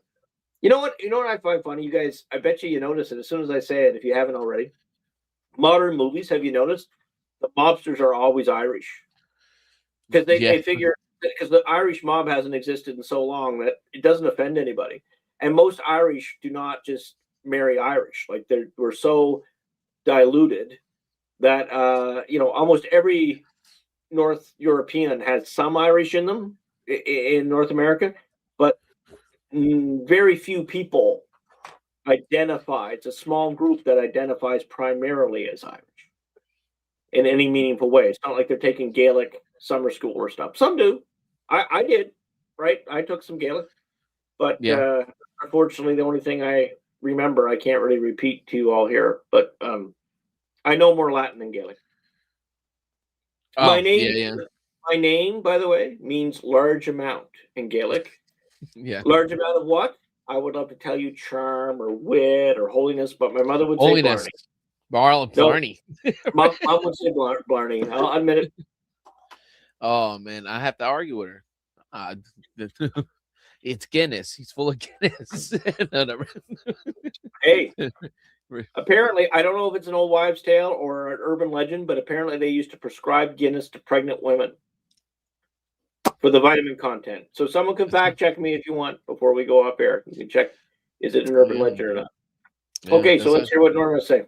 Norm says, of course, there are highly prejudiced Jews, like there are with all varieties of human. Of course. Sorry, but I have no great insight regarding this, having been very reticent. Yep, Um, I hear you. You know what, Norm? I see. I listen. If until someone proves me wrong, I see the good in somebody. sure. But I honestly have to say, like for certain contexts, I have to involve my friends who are more skeptical. Like for example, if I'm going to buy a car, I prefer to have a friend of mine who is a little bit more um, skeptical because I like the car guy, right? I want to invite the car guy over for dinner. I want to, so Yeah. poor Meikle doesn't get taken, and likewise, if I love somebody for like they're applying to the priesthood, I mean, gee, I mean, I have to use my clergy that are a little more skeptical so that they catch my blind spots because I just like to. I have to, but see, at least I know that about myself that I'm going to always Yeah. see the good in people. So that does have a plus, but it certainly in It could business definitely have a or minus. it has a minus, and so you just have to make sure that you in those things that you involve other people's points of view. Alexander the Great, right? Was it Alexander the Great for Russia, the Tsar? He saw good in Rasputin, and look what that had. Look what happened there, right? Well, not Alexander. What I am I? believe it was I know I Alexander the got the Great. right. It wasn't not Alexander the Great. Was it Nicholas? What was Yeah, the name? Nicholas Czar. Nicholas. Nicholas. Yeah, yeah, Nicholas. yeah. Yeah, exactly. He liked. Yeah, he had a good feel about Rasputin. Saw the good in him. Well, okay, now I don't want to get down this rabbit hole, but my predecessor, Archbishop Humphreys, Yeah. his predecessor was Archbishop Shelley, and Shelley knew Rasputin. What? All right. Now, is it negative propaganda? Is that what you're about to tell me? No, Or Shelley said that all the bad stuff they said about him was propaganda. That none of the stuff they said he did was true. they're saying, okay, all right. Again, let me get this straight. So the stories about Rasputin were kind of made up for Russian propaganda that he That's didn't what really. Shelley said. I mean, it's just his I could opinion believe too. it. He met him. He said he was a very holy man, and that it wasn't true. Oh man. So I don't think he would like that Boney M song, you know?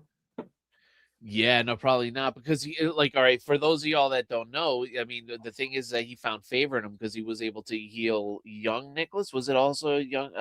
He was healing him of his hemophilia. He was, yeah, he was a healer. Yeah, and but He was all right, reputed to be a ladies' man, and he supposedly had an affair and all this kind of stuff. But according to Shelley, none of that was true. I yeah, mean, again, it's one guy's impression. I mean, I can right. sort of see it in the sense that sometimes you know somebody that people said bad stuff about them, but you know them as a friend, and you're like, that can't be Fake news, and right. we've seen enough Right. fake news in our life in this month, let alone the past 2 years, where What again kills everything's comes on the from both table. sides. Like it used to be, you could read Breitbart and Huffington Post, and the truth was somewhere in the middle. We don't have that anymore. I It's have all that surreal. anymore. It's Yeah. all crazy, man. It's And nuts. the story, to go back to what we were talking about, the story with that protest and in New York in front of the governor's house, and CNN reported the story as bomb explosive device was found in front of the governor's house or the Right. mayor's house. He's okay though. Making it sound like the way the story was framed and the headline was framed, it made it look like it was an attack on the mayor. However, Right. if anyone's really following the story, what happened was is that these are like kids, the kids from parents from Afghanistan in this nice big like nice house in New York, and they threw at the protesters that were against the immigration. They threw it out there screaming Allahu Akbar and all that stuff. And they threw it at the protesters, and Which luckily the is bomb always didn't an go off. invitation to come and eat dates. Come on. Yeah, of course. The finest dates. I'm sorry. The finest dates with the falafel. Not really. That wasn't very nice of me. I'm sorry. That is about the tamest. Like you can't even say racism. That's not even Oh, racist. Felix. That's just so What are tame. we gonna do? But then again, I'm kind of a degenerate. God have mercy on me. But all I'm right, let's. incurable myself, my friend. What can I say? Norm says this topic really sparks my interest. The worst I've experienced is in my Jewish upbringing were warnings like don't trust any goyim out of pain from memories of the Holocaust and pogroms. Right. Now, so here's the thing though, this don't trust the goyim things, from what I understand, has been since before that. I'm sure it probably escalated after Well, the it's no Holocaust. different from what I grew up with as far as Mm. not trusting strangers, though, right? Yeah. All right. So like, and I'm going to quote a Jewish comedian, actually, is Ari Okay. Shafir was, but a Jewish comedian. He was like, think about the gall of the Jewish people, right? It's like usually when someone is racist, they're racist against another person. Like a white person is racist against black people, or Right. a brown person is racist against a white person. And he goes, but the Jewish people are like everyone else that's not Jewish. Ugh, and they have that one term for us, goy. You know what I mean, goyim. Yeah, but And I have heard it said in more of a playful, teasing way too. So, I mean, I don't know. I guess the thing is, we all have our cultural lenses. So mhm, I come from a culture we make fun of one another. So that's why if sure. someone said that to me, my first thing is not offense. My thing is though, if you tease me like that, then you have to You're take it, opening the door. Yeah. and I will Yeah. give it. The I'll give gauntlet it has back. been drawn playfully, Yeah. of course, but yeah. So And I'm all for. I don't even care if it's ethnic teasing at me. Just remember, if you dish it. Now I will also self-deprecate. I'll make fun of my own group, sure.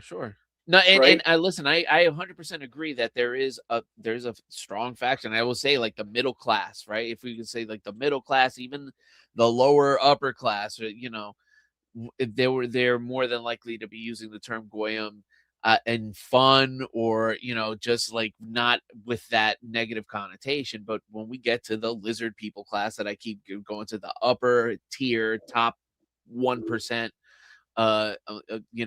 they use that term with utter contempt. Like, and again, I think there's an actual spiritual element to it where they See, do we their haven't talked religion. about this, Felix, but there's an interface between the group that you're referring to and like the Skull and Bones crew and the what I call the stone The cutters, so we stone don't get cutters, flagged.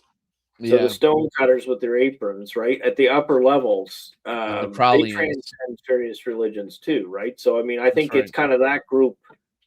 If we're going to go that route, I think it's that group. I don't blame it on any one ethnicity.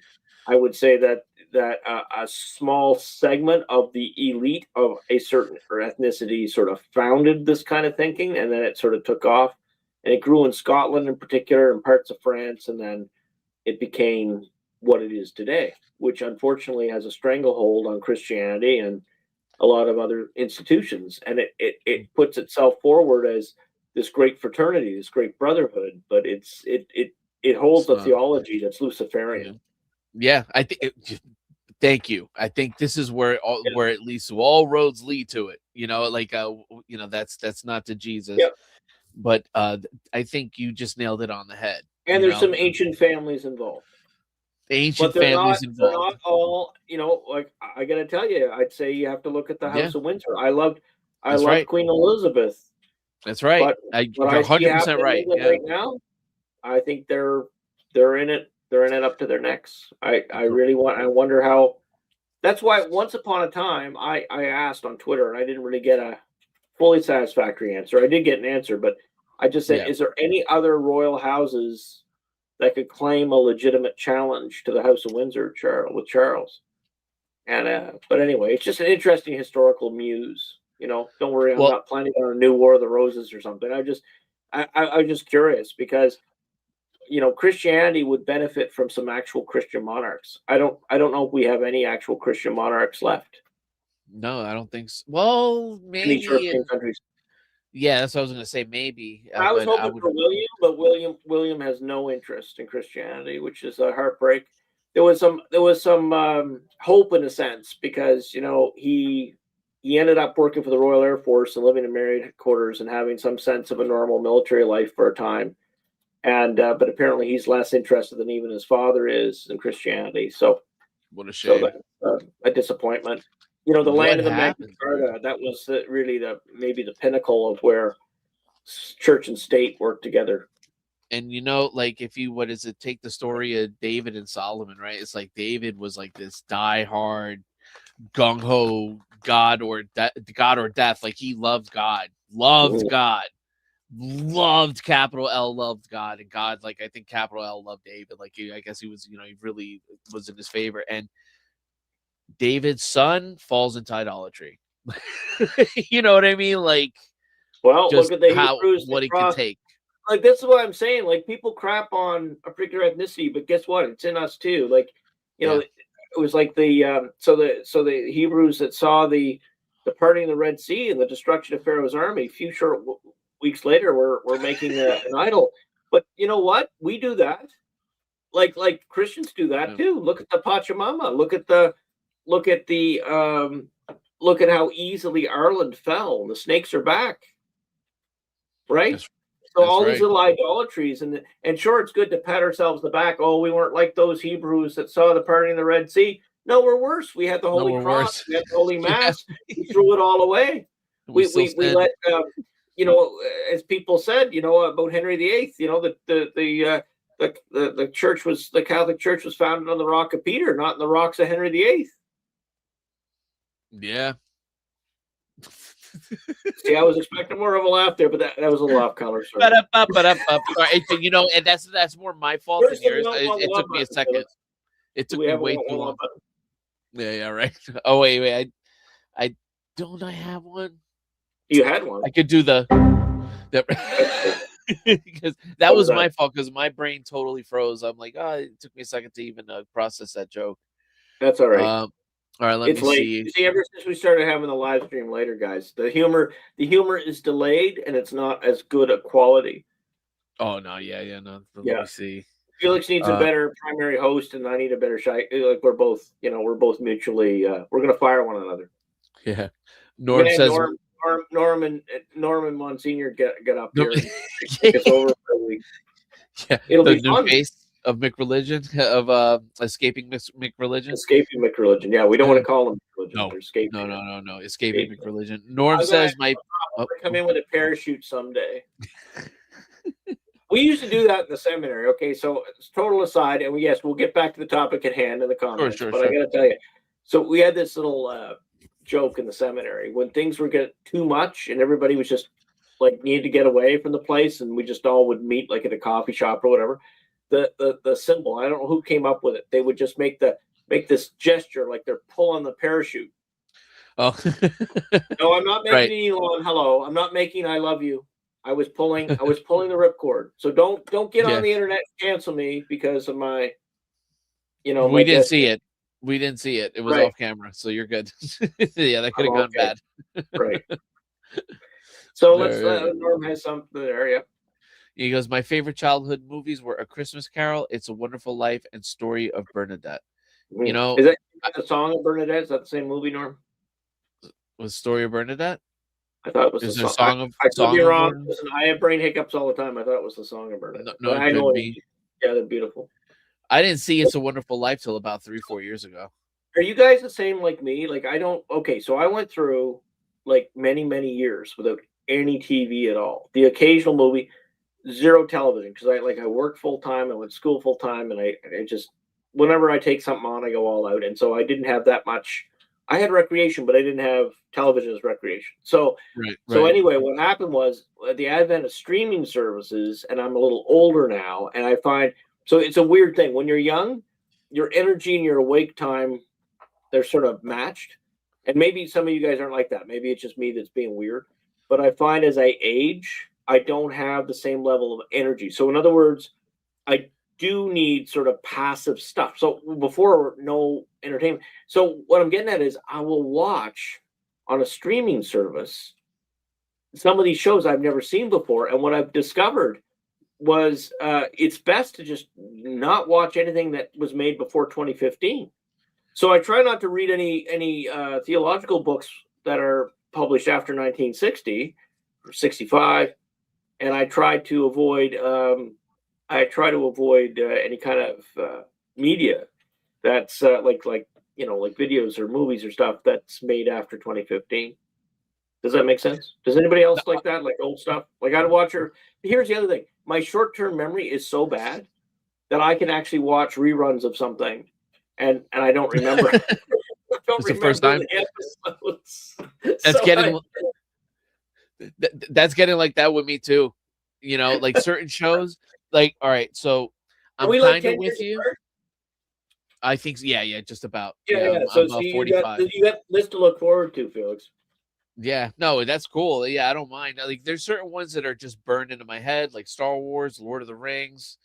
But like for example, right now I'm reading Silverchair, and it's taking me forever. I have to reread chapter 1 and 2 over and over. Good. So if you guys don't know that, or if you're just joining us for the first time tonight, like I'm a big C.S. Lewis fan or recommender, and the first thing is I recommend you read Hugh Benson's Lord of the World, but then read even especially as an adult, the Chronicles of Narnia. And what I say is that we're currently living in the era of the silver chair, allegorically.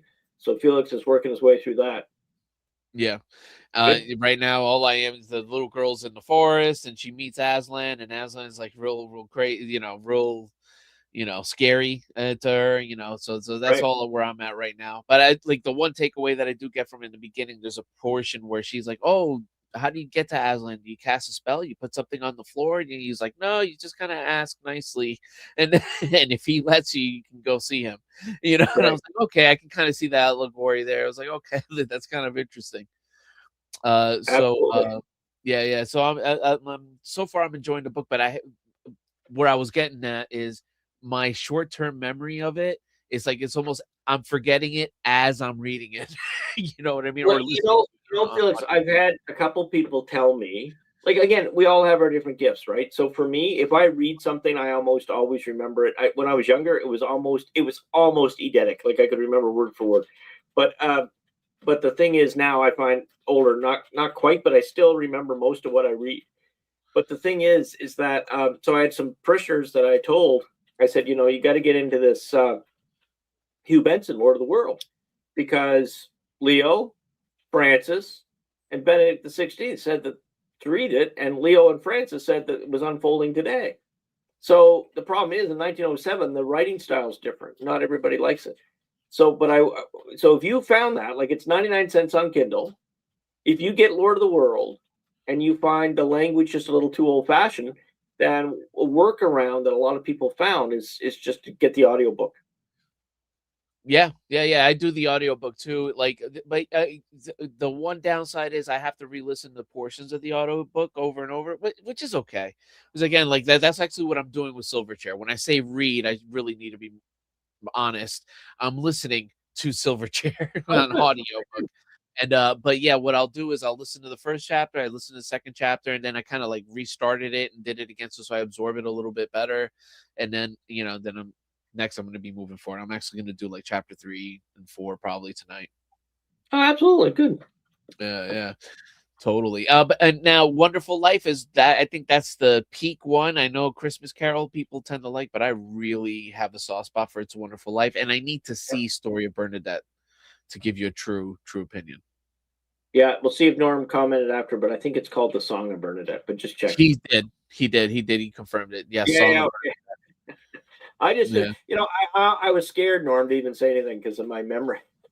Yeah, no, but hey, right. If I read it, it's typically there, Yeah, and Father Haga says I'm off to bed. See you guys next week. And I'll see you now, Father. God bless you. Unless you have something else, this might be the perfect time. It's the last comment, really.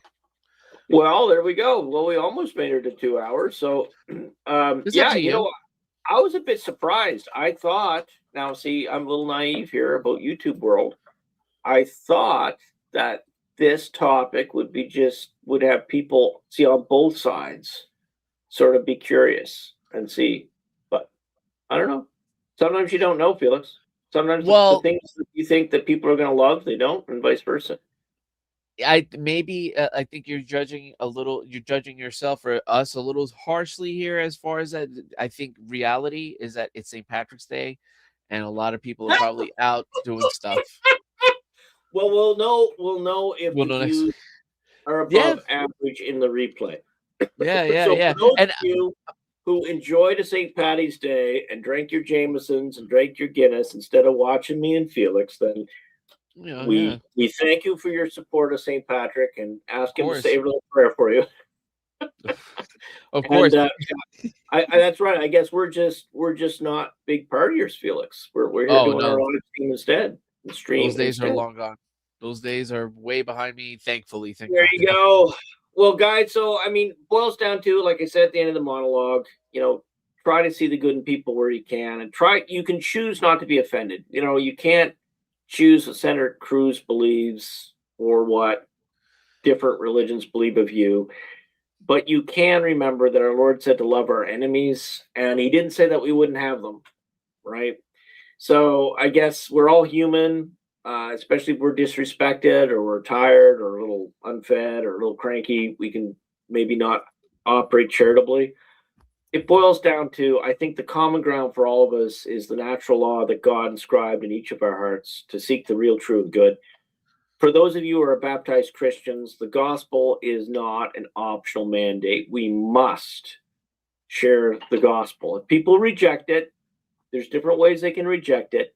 And this is a good point to close out on, is that, if you think about all your friends who are unbelievers in the Christian faith, there are two types. All right. There's the type that says, well, it's not for me. Or they'll say stuff like, oh, Felix, I'm glad your faith's important to you, but I'm the kind of person that has to see it to believe it. Or they'll say, you know what, I'm happy being a Scientologist and I want to be plugged into a machine and whatever. And then whatever. And they say, I'm glad your faith is good for you, Felix. It's not for me. Right. So that's one category of people. Yeah. And there's the other category of people that just seethe and hate at your faith. Right. So one of the disappointing things that I got from the Cruz event was I didn't see, oh, you poor Catholics, you're misled. You got to help us build the third temple. No, we were parasites, right? He said that we were holding back the conservative movement, and it was just a lot of great disrespect to those who were on his side, who voted for him, who supported his whole political career because we thought he was one of us, and in the sense of a fellow Christian. And we had a rude awakening. Now, it's not to mean to hate somebody, but I'll tell you right now, if I was in Senator Cruz's circle, if I was in Texas, I'd be supporting his primary challenger. Yeah. Right. So no disrespect to him. I mean, God love you that you have a different version of Christianity. You have a 200-year-old version of Christianity, which is, hey, it's better than Vatican II 60-year-old Christianity. You have a 200-year-old Christianity. Well, I have a 2,000-year-old Christianity, and we're just not going your way. So God love you. God protect you, Senator Cruz. God heal you. May he move your heart to repentance, to ask forgiveness of the people that you've wronged, that supported you, and I guess you simulated a support with us, simulated some common ground that you don't have. And it's that kind of thing that's very disappointing. But our Lord had Judas. So are we really that surprised? Right? But anyway, all that to say, again, I have no hatred for him.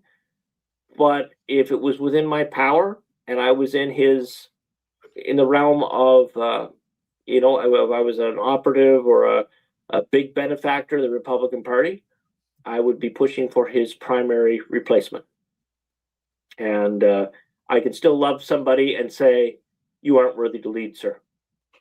In the name of the Father, and of the Son, and of the Holy Ghost. Amen. God, our Father, creator of all things, we praise and thank you for all your gifts and benefits. We ask you through the intercession of St. Patrick to drive the snakes from our lands, figurative and literal, to restore our social order to the social kingship of Christ the King, to teach us to love one another as you have commanded us, and to teach us to leave this world a better place than we found it. May Almighty God bless us, Father, Son, Holy Ghost. Amen.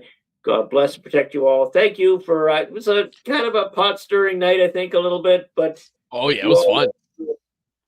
And, it's great. And for those who probably inferred it, but, Norm came from the Jewish tradition, and so he had some insight. So I really appreciate him. I want to shout him out for sharing his perception and for his lovely wife, Eileen, to allow him to participate with us tonight. God bless and protect you. Oh, sorry. We'll see you next. I'm very sorry about that. But yeah, Norma, of course, I hope you, and I think he does get it. I'm not, like, again, I'm talking about the upper lizard people, and obviously, and I do appreciate you. I don't think Norm minds that. I mean, let's face it. Like I say, who's part of that group? Charles of England, right? So I mean, it's Carney of Canada. That's probably the Bushes. Yep. Right. I mean, so there's who knows, right? I don't. It's above my pay grade to know, and again, for those who are sincere, and I don't mean to splatter anybody innocent. So if I did, I apologize. But it just, I hate to say it. I just think it's become very clear to me that most elected people in both parties are not working for the people they've sworn an oath to, like the Constitution, which is supposed to serve the people. Yeah. And they put their own agenda ahead of the people they have sworn before God with their hand on a Bible, right? Yeah. So that's the other part too. So God's going to hold them to account. God's going to hold you and me to account, Felix, for the stuff we say. So we will see. But in His mercy, we trust, and but also remembering that He is of infinite justice as well, and that the last day, according to Catholic theology, okay, this is a good thing to end on, Felix. Yeah. The last day, the day of our final judgment, in Catholic theology, which is not taught, it hasn't been taught since 1971, is a day of wrath, a dies irae. It's not a day of hugs and butterflies. It's not a day of kumbaya. It's not a day where all the religions get together and sing songs and play ukulele. It is a day of wrath. God bless you. See you next week. Good night, everybody. Take